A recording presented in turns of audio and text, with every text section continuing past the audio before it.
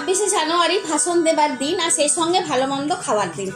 আর এই টাইমে চলছে বিয়েবাড়ির উৎসব অনুষ্ঠান, তাই আজকে মনে করে বানিয়ে নিলাম ফ্রাইড রাইস আর কষা মাংস। বিয়ে বাড়িতে গেলে ফ্রাইড রাইস আর কষা মাংসর আনন্দটা তোলা যায় না, তাই ঘরেই আজকে ফ্রাইড রাইস আর কষা মাংস রান্না করে বেশ ভালো করে খেলাম।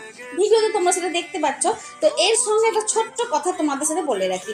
আরে সংবিধান যেটা তৈরি হয়েছে, যার নিয়ম কানুন সারা দেশ মানছে, মানুক, আর না মানলেও তাকে মেনে নিতেই হয়।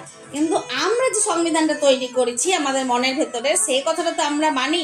আর বিশ্বাস করো, তার মধ্যে সব থেকে যেটা 1 নম্বরে আমি দেবো স্থান, সেটা হলো পরনিন্দা পরচর্চা করা। আরে লোকের সাথে আল্লাহ নিন্দা আলোচনা করতে কি ভালো লাগে, কি শান্তি লাগে, শরীরের কি আরাম হয়, সেটা বলে বোঝাতে পারবো না। আর ভগবান যদি আবার একটু ছোট্ট করে চান্স দিয়ে দেয় কাউকে ছোট করার বা অহংকার দেখানোর, তো আরও ভালো লাগে। মনে হয় এটাই হলো আমার জীবনের আজকে সেরা দিন।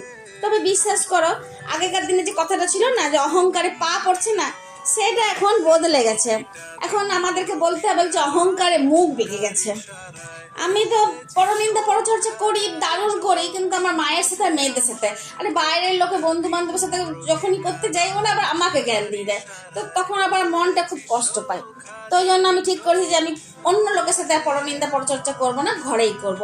কিন্তু চুটিয়ে করব। তোমরাও করো, করতে একদম ছেড়ো না।